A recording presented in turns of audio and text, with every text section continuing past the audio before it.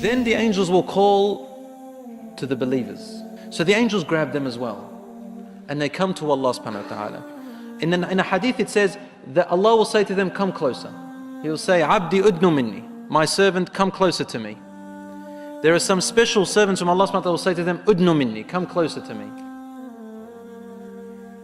That servant keeps coming closer and closer and closer until finally the nur covers him, the hijab covers him, and there is between him and Allah a veil, a different type of veil.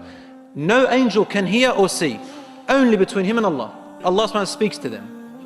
In a speech, Allah's speech, we know that Allah subhanahu wa ta'ala has a speech. He told us this in the hadith and in the ayat. He speaks, He has a speech, but we don't know what this speech is like. لَيْسَ كَمِثْلِهِ شَيْءٍ وَهُوَ السَّمِيعُ الْبَصِيرُ. There is nothing like Him, and He hears and sees all things. Just like He says He hears and sees, He speaks, but how does He see? How does He hear? Not like us. In a manner that befits Him, He knows subhanahu wa ta'ala. We accept it as it is. And Allah says to him, Abdi, look at your records. And he sees sins. Allah says to him, didn't you know that you did this sin and I could see you? You did it in secret and I could see you. Didn't you know this day will come? Didn't you know that today I will question you? Didn't you know? And he will say, Rabbi, I did. And Allah subhanahu wa ta'ala will say to him, why did you do it?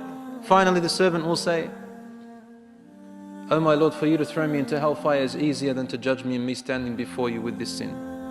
So then he looks at the other, next page. He sees another sin, worse than the other one. Same thing happens. Then he looks near worse sins, and sin keeps growing.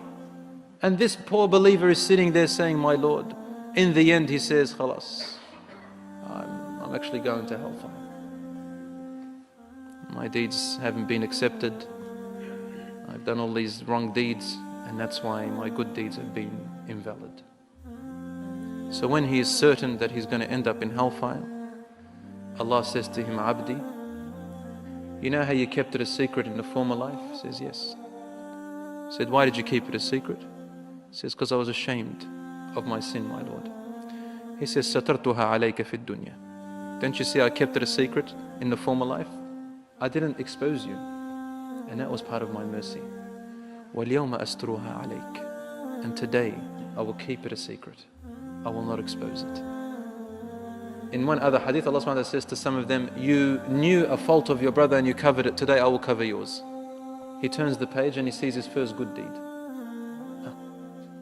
Then he turns and sees a better deed, and his deeds keeps growing. Then he turns back and the records are empty. The records are empty of his sins. The angels don't know. It's wiped off. The sins will be forgotten.